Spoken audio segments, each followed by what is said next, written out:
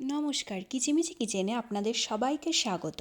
আজ আমি শেয়ার করছি ক্রিসপি চিলি বেবিকর্নের রেসিপিটি কেমন লাগলো অবশ্যই কমেন্ট বক্সে জানাতে ভুলবেন না। চলুন তাহলে শুরু করা যাক।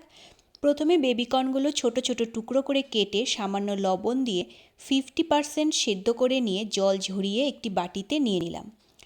এবার 4 চামচ ময়দা, 2 চামচ কর্নফ্লাওয়ার, স্বাদ মতো লবণ, সামান্য গোলমরিচ গুঁড়ো, সামান্য চাট মশলা, 1 চামচ আদা কাঁচা লঙ্কা রসুনের পেস্ট, হাফ চামচ লাল লঙ্কার গুঁড়ো দিয়ে মেখে 30 মিনিট রেস্টে রেখে দিলাম। এবার একটি ননস্টিকের প্যান বসিয়ে বেশ কিছুটা পরিমাণ সাদা তেল দিয়ে দিলাম। তেল গরম হয়ে গেলে একে একে মেখে রাখা বেবিকর্নগুলো তেলের মধ্যে দিয়ে উল্টে পাল্টে লাল লাল করে ভেজে একটি প্লেটে তুলে নিলাম।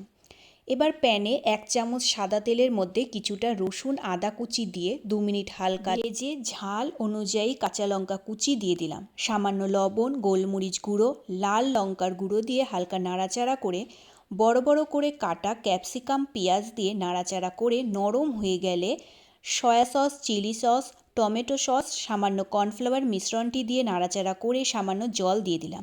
গ্রেভি ফুটে উঠলে ভেজে রাখা বেবিকর্নগুলো দিয়ে হালকা মিশিয়ে নামিয়ে নিন দারুণ স্বাদের ক্রিসপি চিলি বেবিকর্ন। ধন্যবাদ।